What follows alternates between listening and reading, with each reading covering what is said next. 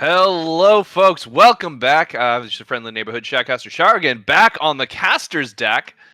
It's been quite a while for me trying to shake off those cobwebs, and I've got Civilock over here to help guide me through this. Yeah, I'm pretty excited because I've some of my favorite people are battling, and this is in contention for the first undisputed place position in the friend or foe Mythic League. We have trickle down economics, two stocks rising versus super late reveal. Both of them are 6-2. Both of them have dropped 2 games. Whoever comes out on top today is going to have the 7-2 undisputed first place position. And the Absolutely. loser will have the undignified position of being tied with UB. So definitely don't want to definitely don't want to lose today. No. Nobody wants to be tied with Yubi. I mean, that's just kind of like a Dude, curse in and of gross. itself. It's Ugh. yeah, it's like just being tied with a cat. Oh my goodness. Ugh. God, Ugh. yeah, exactly. Well, looks like So right over here we've got the immediate lock-in of a Seraphine and a Caitlyn. Looks like we're going to be having some spicy battles. That Seraphine's probably going to get flexed, I think, to the bot lane. We've been seeing it a lot in mid, but I feel like it's a support coming out of SLR.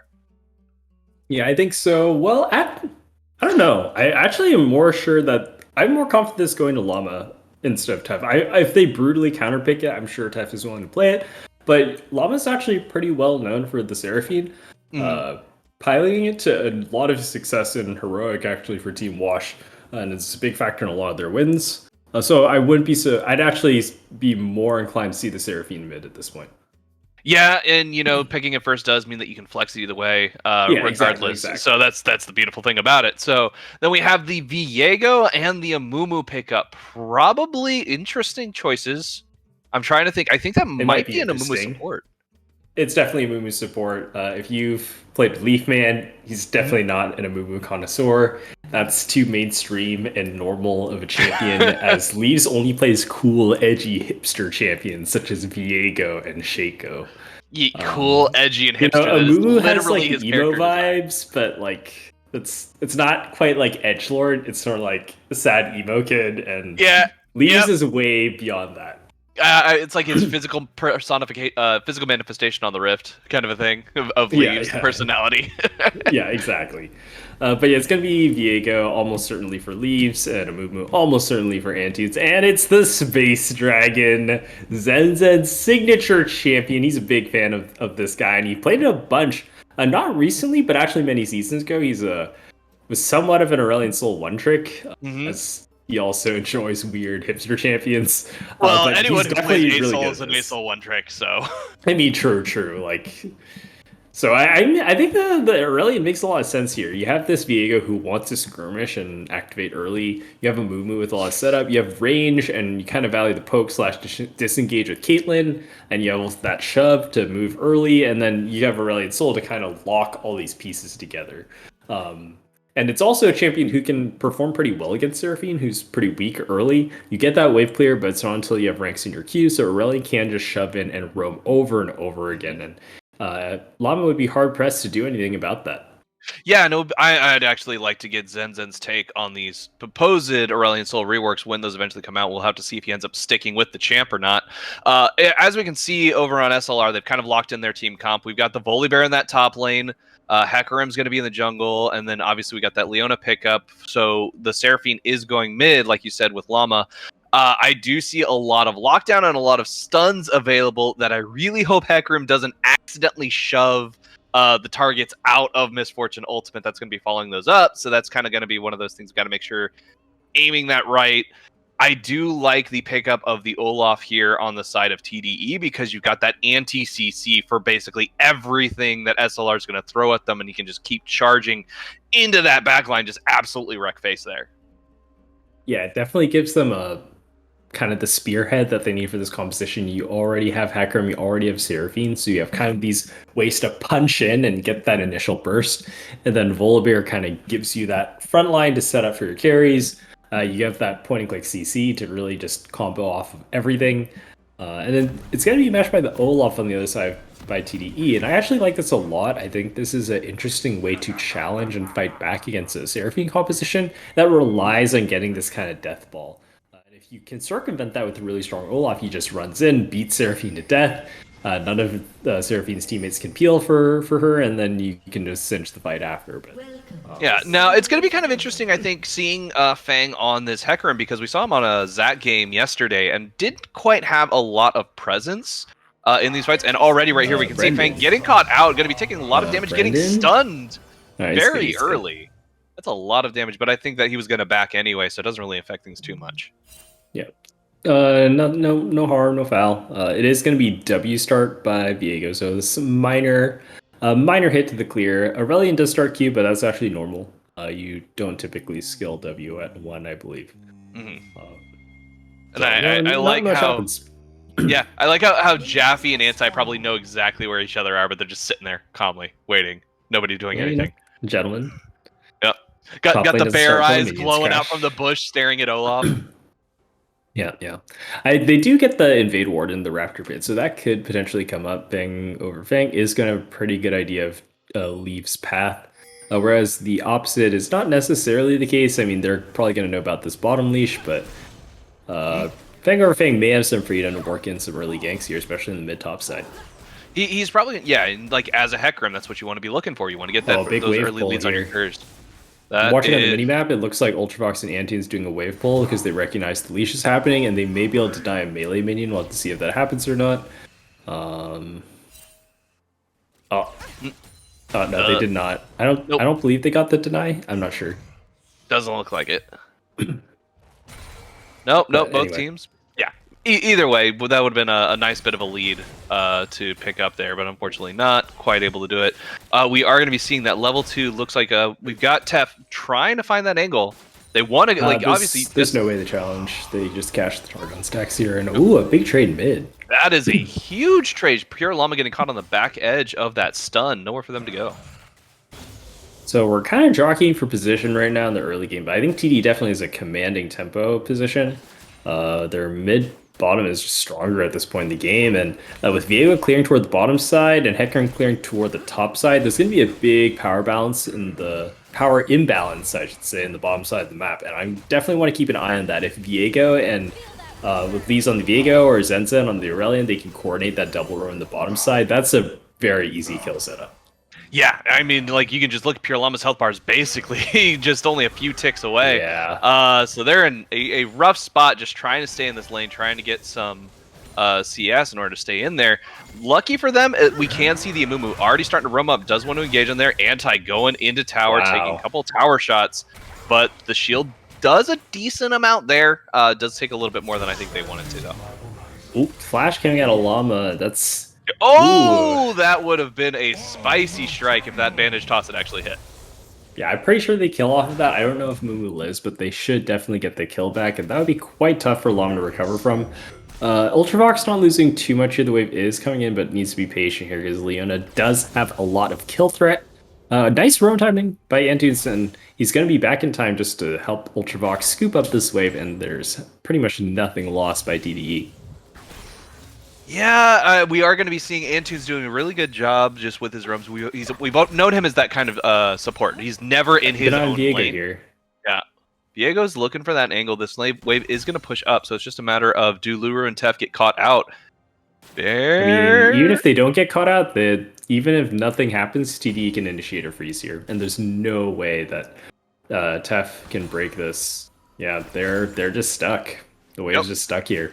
I feel like they don't know that Viego's there, but they're just kind of like they don't know, you know. Like it's that gut instinct. Something's up. Yeah, we got the nice hook in. Tef is getting caught out. We got the bullet rain coming down, getting some slows off. Anti in the meantime in the top lane taking a huge fight. Jaffe's going to be picking up that first blood as they just get an axe to the back of the head, not able to get away.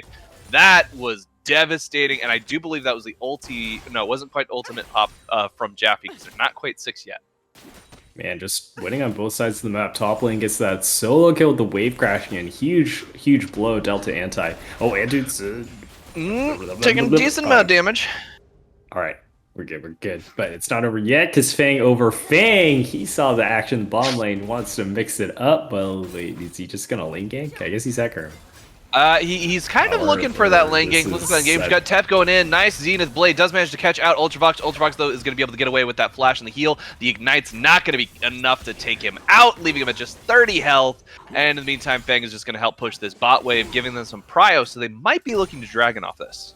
A little bit of an odd decision by Ultravox and Antunes. They overcommit to try and hold that freeze, and honestly, Fang over Fang doesn't even need to be there. He just needs to be there in case Leaves is also there. Lure and Tef just 2v2 straight up break the freeze on their own and force all of Ultravox's summoner spells out. So, bit of an oversight, but you're still happy if you're Ultravox. You get back to lane, you're scaling on Caitlyn. You do give up this dragon as the offset, but I think SLRs, both teams they're playing their own game plan. SLR stacking the dragons, they have their AoE wombo combo. TDE is playing for lane advantages. They want to snowball with gold. So this is a very asymmetric game. Yeah, very asymmetrical. We did see a very late smite coming out from Fang on there. On that one. Pretty normal. Not entirely sure why. I mean, it's just early smite, so it's only 450 damage. Right, but it was down in the 200s, and he still hadn't smited. And I was like, oh, okay, I guess not. In the meantime, though, in the top lane, we do have the fight coming off. Jaffe is level 6 on top of Anti, is going to be able to tank a lot of the CC, doing a lot of damage with those axes, able to get Anti very low. Not quite able to get him before he gets to the safety of tower, though. In the meantime, we have Viego here looking for that background gank. Probably going to be hopping over this wall as they go into this tower dive. Yeah, I don't know how safe this tower really is. You talked about safety. He just left that. Okay, I don't know about that one because you have 2 level advantage on Jaffe. I'm pretty sure he just force dive that, but they're not feeling it. They instead just rotate Leafs out so you can farm more. As Leaf Man, known for not doing anything, really loves vibing, being in the jungle. That was definitely a risk versus reward situation. We're like, we could, but I don't know. I think you win that every time, unless the only reason not to is if you're counting EXP and you believe that Anti is about to ding on like the next minion, because you're stacking the double wave. There's no way he could defend the dive. He has no agency. And with both sums on Olaf and I believe Ragnarok's available, I'm pretty sure it's free, but it's all good. It's all good. It's also possible that you don't want to show as Viego if you're afraid of telegraphing your position and opening your bottom lane up to a play. But speaking of the bottom lane play, here we go. Speaking of the bottom lane, exactly. We got Aurelion Sol coming in over the wall, flying in like the Space Dragon he is. Luru getting brought exceptionally low. Fang over here, ready to counter gank this as Luru's going to be able to get away from the safety under tower. However, look at those stars doing a lot of damage as they're just poking away at this. Then Leaves coming to join in as Viego shoves the rest of them off. The Ruined King showing as well.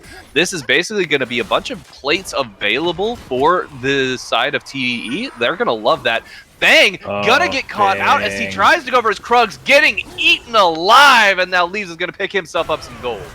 Leaves gets away with his hubris once again. His arrogance we got goes that fight unpunished. in the top lane. Ragnarok right there, able to avoid so much of the stun, although not able to last quite long enough to pick up that kill. It's not able to last long enough, and then Anti, it's his turn to battle. He turns into Big Bear, the ghost. Man, top lane's awesome. I love it. He's just like, you know what, fine, you want to fight this? We'll fight this. I'm going to ult you, and that is basically both ults gone. Flash is coming out. The shield coming down. Okay, Anti brought so low, but unfortunately, it's not going to be enough. Jaffe is not He's hitting minions by accident. Oh, man, that almost went so poorly. Okay, dude, top lane, dude.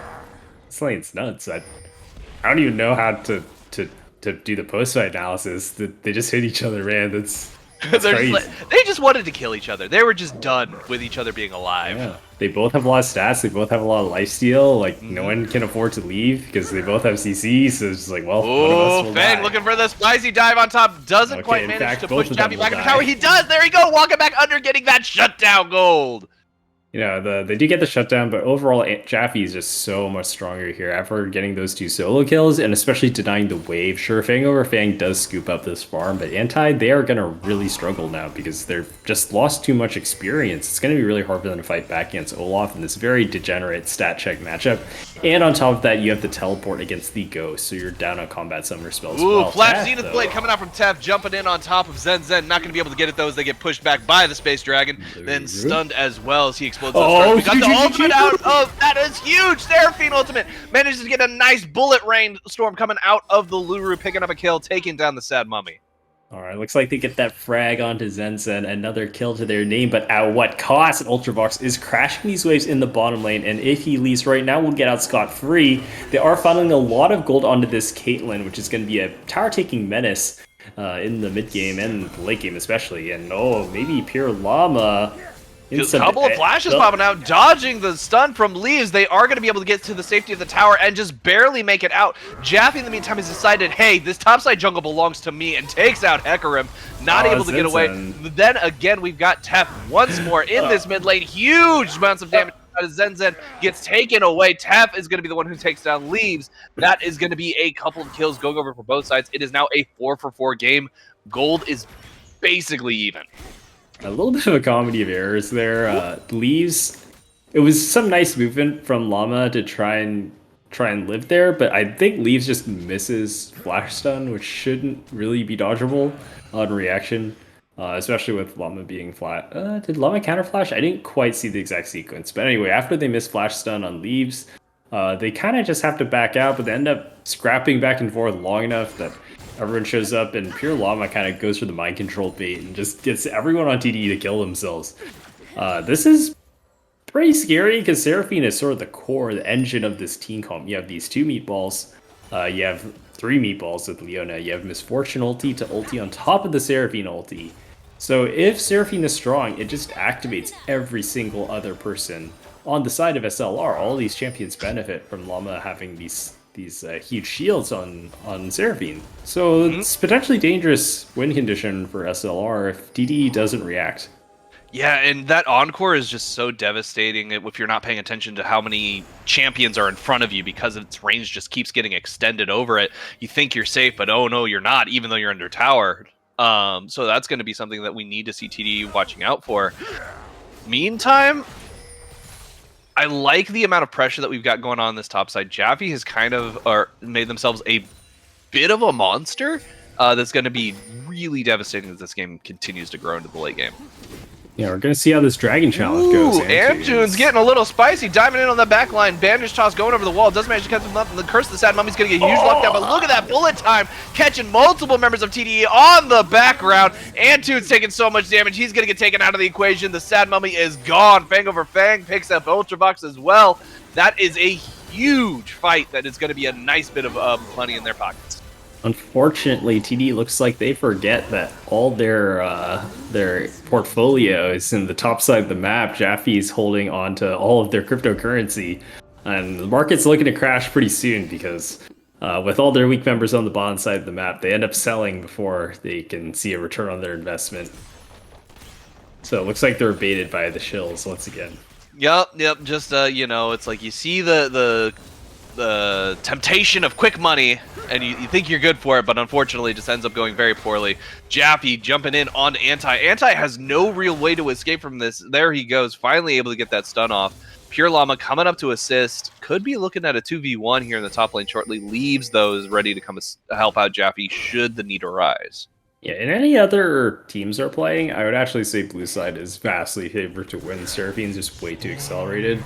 And with the scaling on that kind of character, it's kind of just over. However, against TD specifically, I actually say this game is about 50-50 still, because the gold is still close, even though they're down 2 dragons. And TDE has shown time and time again this season that they are a team that will scrap in the late game. They will just not team fight you, because I think they've actually shown they're not a very good team fighting team, but they don't have to team fight you. They can just play rat gaming the whole 60 minutes until they explode your Nexus. And sure, you can win every team fight if you want, but if you can't explode the Nexus, then the game goes on. Exactly, it's that war of attrition. You just whittle it down, take the objectives. Doesn't matter if you're behind in kills, as long as you're able to take the targets that you need to take. Yeah, more importantly, I think a lot of teams in Mythic really lack the mental fortitude to play against these kind of gimpy rat-style gaming, because they're just not used to seeing teams put up so much resistance and objectively losing positions. So I've definitely seen a lot of teams just get confused by TD's persistence and unwillingness to play the fair team fight. They end up, TD has cheesed games out that they probably had no right to win in normal circumstances because of that determination and willingness to play alternate win conditions, which a lot of teams don't we got the flash coming out. The solar flare being dropped. It's a little bit wide, though, not quite able to find its target. Xenoblade does lock Ultravox down, so that's going to be the Ignite coming out and quite a bit of damage. However, on the backline, Luru is getting chased down by Antunes. The Ignite's going to get dropped on them, and Luru is going to fall. So now we see the fight between the supports trying to get revenge. Unfortunately for Tef, we've got Zen and the Caitlyn ultimate coming down, so that is going to be a very dangerous fight for them. They're trying to sit there under tower. Zen getting those stars off, trying to find the target. target. Not quite able to do the damage, though. Tef is just way too tanky. AD carry is such a fun role. It's so cool to watch both supports 100 to 0 the other AD carry. That's awesome. Isn't it? It's great. It's like you're like, hey, I'm the one who does damage. Oh, wait, no, that's not the case. No, Leaves, actually, however, is going to find themselves support. Yeah, are you talking about this fight? I'm still talking about Antude solo killing Luruso.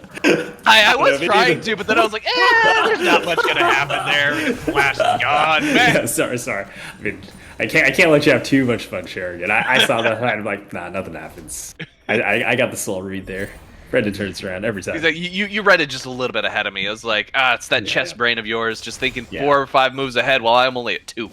Yeah, I'm actually already watching the game at 20 minutes. So Baron's spawning, and after TDE sets up vision control, they're going to rotate the bottom side, start split pushing. Let me guess. SLR There's a miraculous fight at 22 minutes. Yeah, it's a miraculous turnaround as TDE takes first Baron. Yeah. Well, first SLR gets the soul point, and then TDE has to get a miracle steal when Lee suicides in to steal the Dragon Soul. While Jaffe is top lane, then gets 2 towers, and then game goes on for another 30 minutes, and at the 60-minute mark, the game is finally over.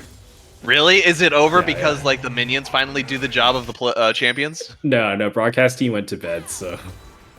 Oh, the forced surrender. Oh, okay, it looks like jumping over right here. Unfortunately, Antudes misses the flash. They're going to be caught over the wall and die in the bush. Not able to get away. Ultravox doing what they can to help, but not able to save their support. That was a nice Hex Flash coming out of Tef right there. Yeah, and not just that kill, but also Lure having some alone time at the bottom tower. If you can get that solo gold, that would be quite a nice pickup for this Misfortune, already completing the Kraken Slayer. Zenzen being allocated to the side lane, you have the Space Dragon with his space moves. He can move really fast back to the mid lane if he's needed. So, you put this mobile global champion in the bottom lane. Oh no, Zenzen's having a flash, getting caught out. Unfortunately, bringing Tef under the tower with that Zenith Blade means that Zenzen is not quite able to secure a kill. They're going to be taken out. Luru, Pure Llama just doing too much damage in order to really be able to get away from that. Unfortunately, it looks like Zenzen's filled with an overwhelming sense of greed. Does kill himself for the bottom minion wave with no vision control in the bottom side jungle. Very relatable, as I am often want to kill myself for 1 minion wave. So... been there. Yep. It's rough. It's rough. I do think that we're going to see this, no contesting for this Mountain Drake. It is one of the tankier Drakes, so it's hardest to take. However, that's going to leave plenty of time for TDE to press their advantage. They're kind of, looks like rotating towards Baron Pit, just kind of taking over that top side of the map. Yeah, this is kind of a weird thing to say, but like I think TDs are really good at giving up objectives, and a lot of teams don't have that skill, right? Because like some part of it's a draft thing, because you draft a team fight team, and they're doing the dragon, you're like, well, we gotta team fight them, because like how else do we win? But TD makes the right call here that someone's already dead or man disadvantage. We have a worse team fighting comp. Why would we watch them do the dragon and then die? Like, so instead they just go mid, they pressure, and look, you see how SLR is pulled across to try and defend. They sacrifice some of the wave. The dragon take is slowed down, and that's such an important skill I think in League macro, is to know when to not fight, and that's just as important as knowing when to fight. Because you don't watch them do something that you can't stop. Just get out of here. Yeah, it's just a waste of time essentially. Yeah. All right, we got Jaffe right here. Gonna go ahead and push this wave. Both TPs TP is available for anti should he want to kind of counter that. He is going to use it on that tower. I'm not entirely sure. Like, we do have a second Rift Herald coming up here in just a moment, so that probably won't be up for very long though, because Baron's going to be spawning here shortly. Yep. Baron's pretty good. You want to get that, and I think for SLR, I mean, obviously Baron is good, but for them, it's mostly a way to force action. They want to force TDE to take a handshake 5v5 front-to-back team fight, because in theory, SLR should win that every time. They're pressing all their Seraphine buttons. They're pressing Misfortune Ultimate. They're attack moving with their melee champions. You just can't mess up. It's foolproof. And TDE really wants to avoid having to stand in the pit and team fight. The way that TDE wins is if they pressure through the side lane, that force SLR to take a Baron rush before they're ready. And if they get too low while hitting the Baron, there's a chance to turn with a big Amumu ultimate or some kind of flanking play. But if it's a conventional front-to-back team fight, just line up and fight in mid lane or in the river. SLR is always going to win. Looks like we might be having a bit of a dive brewing up here in the top lane. We've got multiple members of both teams. Basically, all 5 are moving up towards this top lane.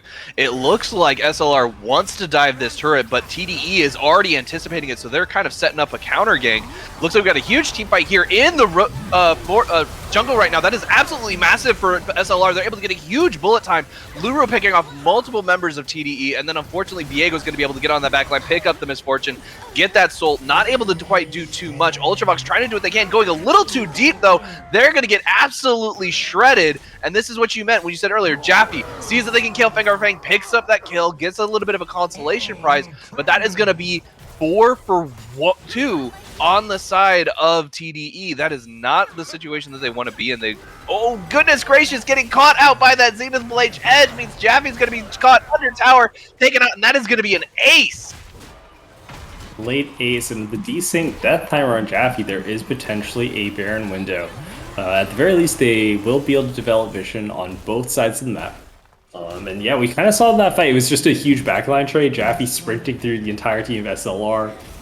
SLR deciding that it's not worth peeling him because he's not CCable, and then they go kill the entire backline. Look at that massive size of the stun! It's pretty big. Didn't hit anyone. That was a big boy. I'm waiting. I'm ready. Okay, maybe that's how TDE wins. You know, the SLR starts Baron, and then Aurelion Sol crashes a star the size of Baron Pit into them to get a 5-man stun, penta-killing them instantly. That is definitely a good way to go about it. Unfortunately, okay, they're going to get taken out right here before they have a chance to even try that. Massive Encore is going to catch out Ultravox, means there's nothing they can do to get away. They're going to get blasted away before they're even finished listening to the song. Leaves killed as well. That is going to be a SLR Baron rush right now. There's nothing TDE can do to stop it, and the game is basically hemorrhaging at this point, and it's not in TDE's favor. Yeah, it's not. They're quickly reaching the point of no return. But yep. I do think TDE is the kind of team that will make this a fight. They are going to look to try and stop the next dragon, and they can still play through Jaffe. Jaffe is an incredible power point for their team right now. Granted, the rest of their team, incredibly poor. But with Jaffe and the amount of gold he has, there are a lot of weird skirmish situations. If SLR overcommits the bed off more they can chew and they don't actually take a real 5v5, if Jaffe's allowed to get 5 1v1s in a row, he can, like, crush SLR, but you know, I think it's more on SLR to lose the game than it is for TDE to win the game at this point. Yeah, I do want to say you did call a Baron take at 20 minutes, and it's 22 minutes. Yeah, I was watching. Yep. So yeah, like your game is definitely in the future. Ooh, that Star Surge is going to catch Tef right in the middle of the Celestial Expansion. That's going to be a nice bit of damage coming out from those stars on Aurelion Sol. In the meantime, you have Hecarim diving in onto the back limb, shutdown going over to Caitlyn. They managed to finally take out the Leona, but unfortunately Luru's going to be on the back, shooting a bullet time just right down that lane. There's nowhere they can go. Zen brought extremely low. Massive Caitlyn ultimate does barely any damage though onto Lama. However, we're going to see Jaffe finishing it off, picking up that Ragnarok kill. This is going over to the side of TDE. This is a fight that just turned around completely as SLR unfortunately ended up losing all of that, and that is going to be an infernal Drake for TDE, finally getting them a dragon on the board. That's actually an Earth Dragon, just... Yes, it is. I was looking at the other Infernal Dragon. Yes, the other Infernal Dragon, the infernally difficult one to take. Yeah, but, you know, that's what I was just talking... Okay, no, you don't steal these. Okay, yeah, easily. But anyway, as I was saying, you know, SLR, they should be able to lose, but if they try to do something that's not front-to-back team fighting with their front-to-back team fight comp, they can still lose fights, and lo and behold, they run in one at a time. Leaves gets an Omega reset, and Jaffe sprints through their team, not getting target fired. Unfortunately, Llama has a flanking Seraphine ultimate, not really the best flanking ultimate in the game. And yeah, SLR just kind of implodes because they're trying to play two sides of the fight, and their comp cannot do that. They all need to stand on Seraphine when Llama presses W and they heal a million. And it's so unfortunate, like we're seeing the power of that Olaf pick right now, as it's just so immune, because it's immune to all that CC. Basically everything that SLR tries to throw at it isn't going to do anything. They've got to kill it with pure damage just to be able to deal with it. Like, unfortunate. Are you some kind of SLR fanboy, Sherigan? SLR fanboy, I don't know if you'd say that. SLR simp, absolutely. Oh, okay. There's some pretty handsome players. Yep, look at that. We got SLR. Fang over Fang getting caught, or pushing that Encore right onto Ultravox, getting them yet another kill, as unfortunately as Caitlyn is caught out. Zen getting burst down almost instantly, that probably only alive for a couple of seconds. There's just so much damage coming out from Pure Llama and Luru right now with those double taps and the high notes that there's just very little that these squishy champs can do to stand up to them in a fight. Yeah, they really need to play harder for their windows. It's tough because you're on these range champions. X-Flash you doesn't hit, go over the wall though. Looks for a blind Zenith Blade, doesn't find a target. Yeah, I think it's just going to be mid tower here. They're still sieging. And it's tough for TDE because they just have to be so patient. You know, you have these range champions and you want to hit, you want to poke, you want to get that wave clear in. But against the comp of SLR, who have such aggressive forcing tools like Volibear pressing Q, anti runs at you and slaps you for the stun, that's hard to outplay. And Fang over Fang pressing his horsey button and running at you at 1,000,000 miles per hour and then shoving you into Seraphine ultimate. It's pretty hard to outplay. So you just gotta have a little more respect. Yeah, they're so fast. It's a speedy boy. Yeah, they go really fast.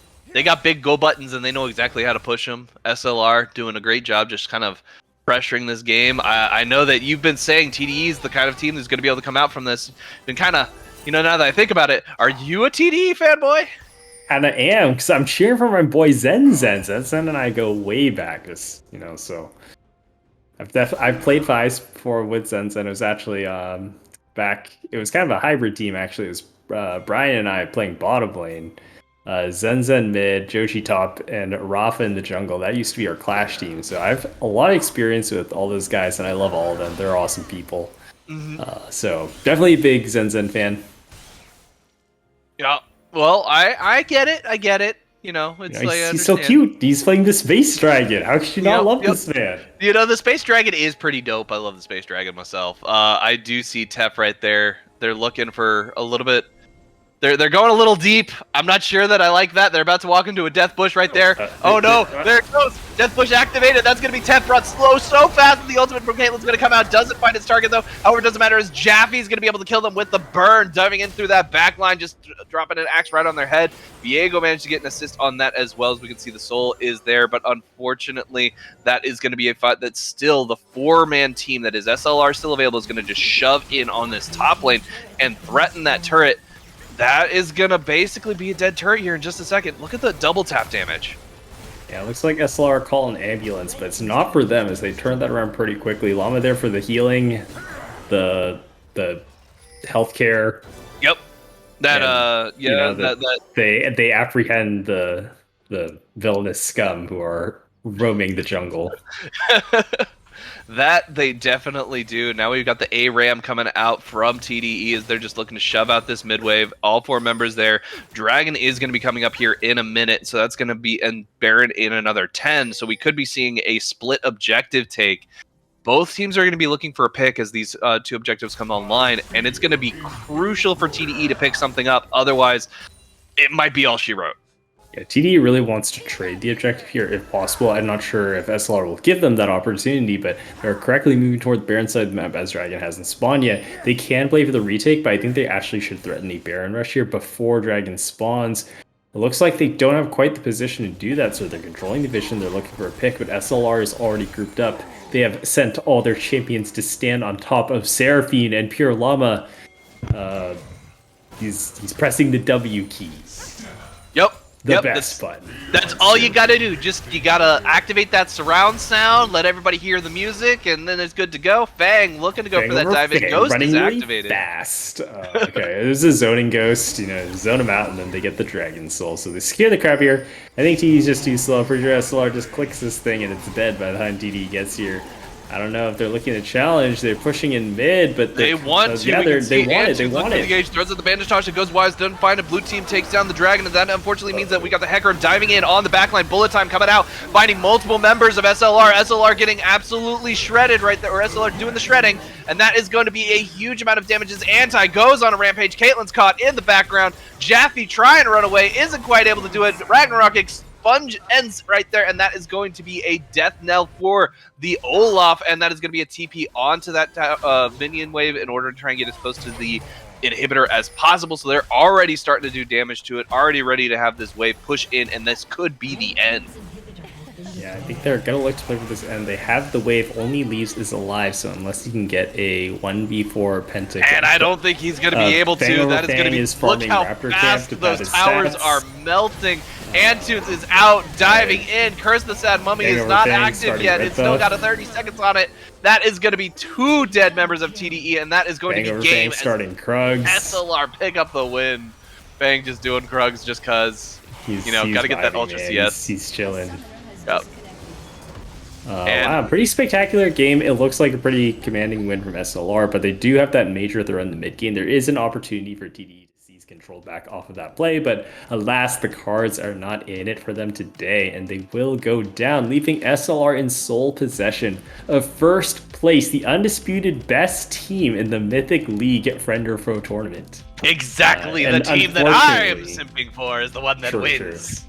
And unfortunately, TD has to be bunkmates with UB once again. Economy block locked in second place.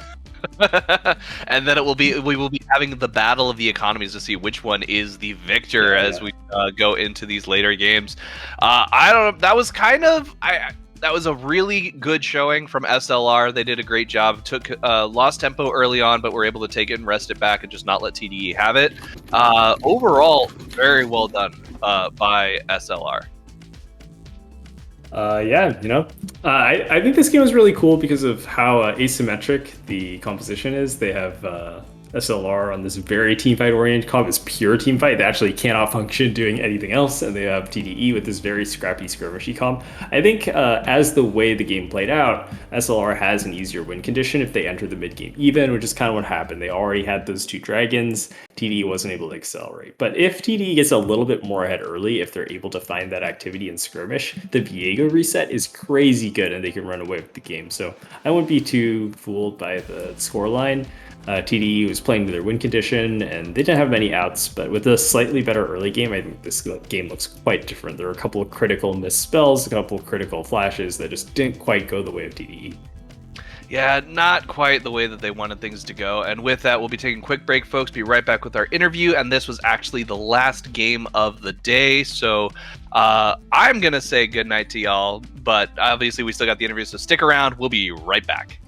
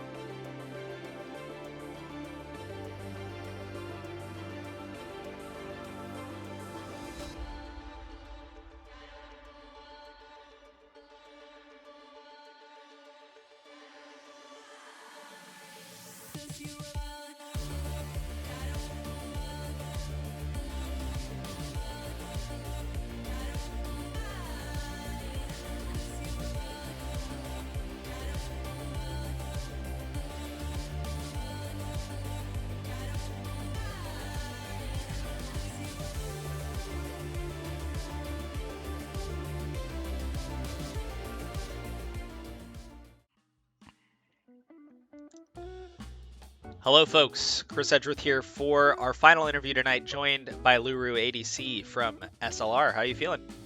I'm feeling pretty good after that win. How are you doing? I'm doing great. I really enjoyed all of our games tonight. This game, there was finally we got to see, or not finally, I shouldn't say, we got to see Zenzen again. Left to his own devices, he pulled out the A-Soul against you folks. Let's talk about the draft. You and Tef piloting in the bot lane. You folks had the MF Leona combo. Pure Llama pulled out the Seraphine in the mid lane matchup into the A-Soul. And then Fang got his hands on the very broken, very balanced, thank you Riot, Hecarim, and Anti with the classic Volibear. Talk to me, if you would, about the comp you folks put together. We wanted a strong teamfight comp in the bot lane. We originally wanted to do our special Senna Tom Kench, but our jungler was a little scared and put us on MF and Leona instead. And then we wanted to pick up Seraphine because Llama is like the best Seraphine player in Mythic. Just really strong. We can flex it. Anti is really good on Volibear. His task was just to neutralize Jaffe, make it so he wasn't a threat. And yeah, we just gave our jungler whatever. We gave him the pony. It's really hard to int on the pony. Well, you know, this guy will try. I know that for sure. So let's talk a little bit about the game, how it played out. First thing I want to start with is actually outside of your lane. As I had mentioned, Zenzen did get his hands on the A-Soul this game. Overall, though, 075 in the end. What were your folks' thoughts seeing this come through in the draft and having to play against it in an early game and just sort of dealing with it? As you see, Aurelion Sol did not kill us in the bot lane. We weren't really scared of Aurelion Sol. Our mid laner was very vocal when the Aurelion Sol was coming down, and even when Tef and I were caught off guard, we were playing in the correct pocket of the lane. So we only blew like a cleanse and a flash, and they blew like quite a bit of time, and I think like 2 summoners from Antunes. So overall, pretty worth. Wasn't really a factor. Then let's turn our tide to your side of the map. As I said earlier, you had MF Leona. Ultravox put himself on Caitlyn. You had Antunes pulling out the Mummy. This is a very aggressive early game. The Caitlyn, of course, is the longest range in the game. Very easy to get the poke out. The traps are always a nuisance. And then, of course, the 2 charge Q now on Mummy. Easy follow-up if you step on a single one of these traps at the wrong moment. Talk to me, if you would, about playing out the early game and just sort of stomping out this lane. I mean, I know in score it looks like Tef and I like utterly destroyed the bot lane. I feel like we could have done better. Like, yeah, we didn't die to ganks or anything, but like I was down like 20 CS when I don't think that really should happen. I think a lot of it was due to like me missing CS because of the pressure of Caitlyn. And then also like me being scared that maybe Antunes is there because he's sort of just everywhere on the map. But yeah, later on we just knew we were going to win because Caitlyn Amumu doesn't really do much later on in the game compared to like a Leona MF. And, you know, one thing to note, of course, you had touched on the CS difference there. Where there is not a CS difference is Fang over Fang just barely cresting that gap. 3 CS over Leaves in the end, 175 for Fang and then 172 for Leaves. So the commitment there to make sure that the numbers reveal that Brendan is in fact the more skilled, more talented jungler. I have something to say about that. I want to advertise the jungle position for our team. We're actually looking for a new jungler. I don't know if you noticed, but when we were going to end the game, Brendan was down CS, and instead of like ending the game, which was the call, he went to go farm 3 camps, I believe, and didn't even attempt to stop the enemy jungler back. So, yeah, hit me up if you want to jungle for SLR. All right. Well, Luru, thank you so much for the interview. Before we step away, your opportunity for any final thoughts. Yeah, first I gotta crack one up for the boys at SLR, another dub. There it is. All right. Hopefully everyone were able to catch that because I heard it clearly in my headphones. It should have went out there. But we're cracking one open for the boys. I actually just finished my beer, but I'll crack one open as soon as I get us to the ending screen. So we'll crack one open for SLR. Another dub and all that, so to speak. But that's gonna be it, folks. That's gonna be it here for our third game of the night. That's gonna be it for Mythic this week. We will be back later this week though with Heroic on Thursday, so don't miss that. Only one day of games this week for Heroic because it's my birthday on Friday, and I don't want to broadcast, so that's how that goes. So, folks, thank you so much. We look forward to seeing you all for Heroic's broadcast day on Thursday. Thanks to all of our teams for still participating. Thanks to all of our staff who make this possible. Thanks to all of our fans for watching. We'll see you on Thursday. Have a lovely night.